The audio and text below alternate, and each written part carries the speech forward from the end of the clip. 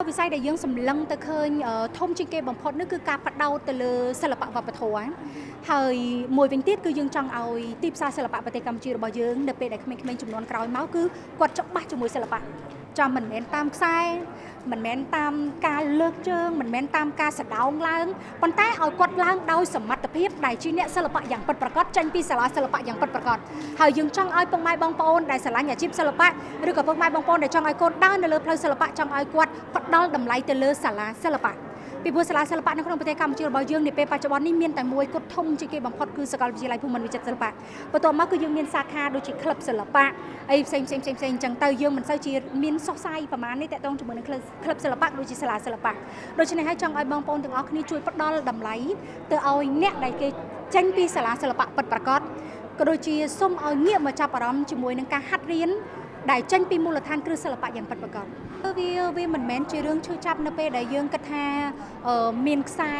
មានសឡោងអីបងប្អូននិយាយអញ្ចឹងទើបយើងក្នុងនាមយើងជាអ្នកសិល្បៈម្នាក់ដែលយើងឈឺចាប់មិនមែនទេគឺចេតនារបស់យើងគឺចង់ឲ្យបងប្អូនផ្ដល់តម្លៃឲ្យអ្នកដែលបានចេញពីសាលាសិល្បៈយ៉ាងត្រឹមត្រូវតែម្ដងយើងមើលឃើញថាប្រទេសជិតខាងរបស់យើងក៏ជាខាងប៉ែកអឺរ៉ុបតើតែអ្នកនឹងចេញពីសាលាសិល្បៈចេញពីសាលា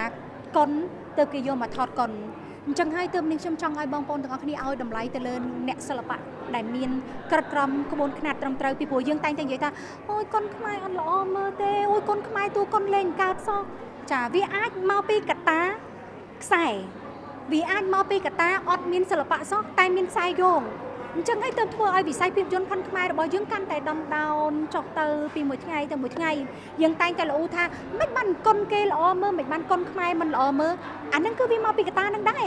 ចាកតាអ្នកសិល្បៈដែរអញ្ចឹងបាទខ្ញុំចង់ឲ្យបងប្អូនទាំងអស់គ្នាឬក៏បងផលិតករជួយឲ្យតម្លៃទៅលើអ្នកដែលចេញពីសិល្បៈត្រឹមត្រូវជាពិសេសបើសិនជាថតរឿងរបាំបុរាណហើយយកគេអ្នកចេញមកពីអ្នករបាំមកអ្នករបាំមកលើស្អាតច្រើនណាស់ហើយគេក៏ចេះបកកាយសម្ដែងដែរព្រោះអ្នកដែលមានបាតសិល្បៈគឺអត់ពិបាកអីនៅក្នុងការសម្ដែង